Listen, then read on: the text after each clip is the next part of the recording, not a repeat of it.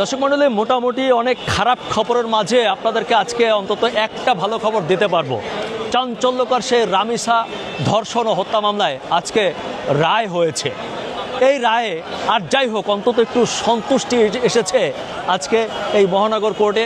আমরা এসেছি, আমরা শুনেছি যে অলরেডি সেই কুখ্যাত সোহেল রানাকে মৃত্যুদণ্ড দেওয়া হয়েছে, পাশাপাশি তার স্ত্রী স্বপ্না, যাকে যে এই অপকর্মে সহযোগিতা করেছিল, তাকেও মৃত্যুদণ্ড দেওয়া হয়েছে।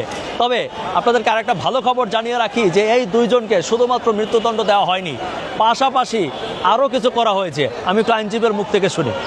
বলেন নাসিম ভাই।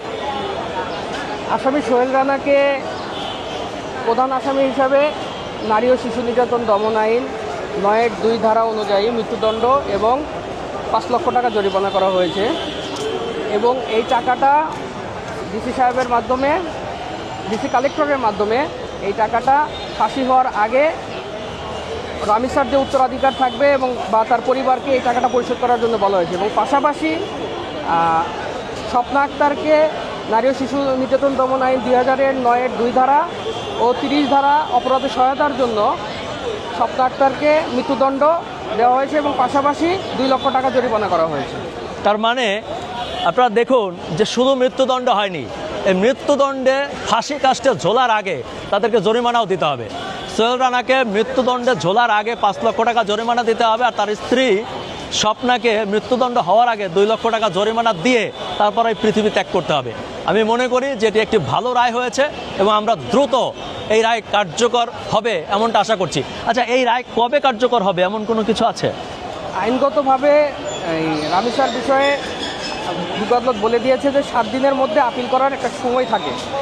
সেক্ষেত্রে হাইকোর্টের যে প্রসিডিউর অনুযায়ী ৭ দিনের মধ্যে আসামি পক্ষ থেকে আসামির পক্ষের যে রায়, ফাঁসির যে রায় হয়েছে, এটা ডেথ রেফারেন্স হাইকোর্টের অনুমতি নিতে হয়।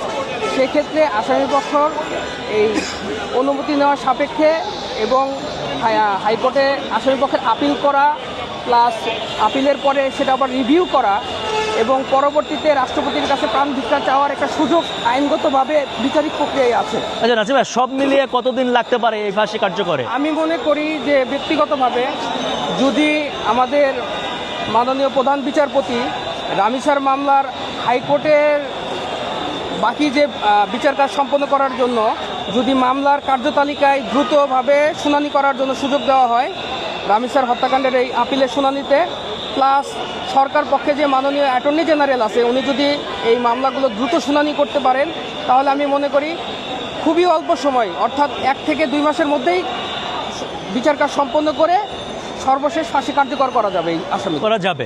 ধন্যবাদ আপনাকে নাসিম ভাই। আমরা শুনলাম যে ১ থেকে ২ মাসের মধ্যে এই ফাঁসির রায় কার্যকর করা যাবে এবং এটা সম্ভব যদি সরকারের সেই আন্তরিকতা থাকে।